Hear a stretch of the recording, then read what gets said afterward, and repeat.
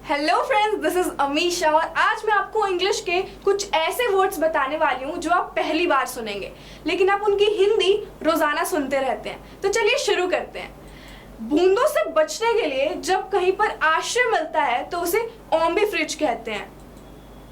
मन में एक सवाल उठा और आपने तुरंत अंदर ही अंदर खुद को उसका जवाब भी दे दिया, तो उसे सरमोसिनेशन कहते हैं।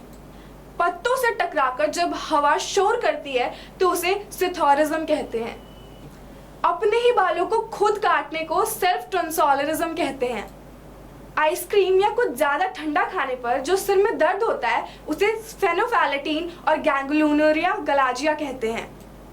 किसी समझौते या डील के बाद जब दो आदमी हाथ मिलाते हैं तो उसे फैम ग्रास्पिंग कहते हैं। दूर तक चलने के बाद टांगों में जो दर्द महसूस किया जाता है उसे हैंड्सपर कहते हैं। केले के छिलकों पर उसके अंदर जो पतली सी लंबी सी लकीरें होती हैं उन्हें फ्लोएम बंडल्स कहते हैं। पेंसिल के पीछे जो धातु वाला भाग होता है उसे फेरोल कहते हैं। मोमबत्ती के जले हुए या यूज किए हुए भाग को स्नास्ट कहते हैं। हमारी दोनों आईब्रो के बीच में जो जगह होती है उसे ग्लैबुला कहते हैं। इंजेक्शन लगने या कुछ चुभने पर जो फीलिंग आती है उसे पेरिस्थेसिया कहते हैं।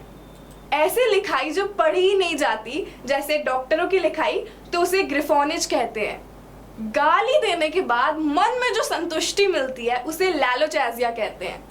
टुमारो के बाद जो अगला दिन आता है उसे ओवरमोरो कहते हैं।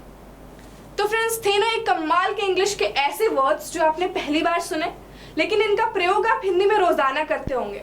तो मिलेंगे आपसे अब अगले एपिसोड में ऐसे कुछ इंटरेस्टिंग फैक्ट्स के साथ। तब तक के लिए बाय बाय।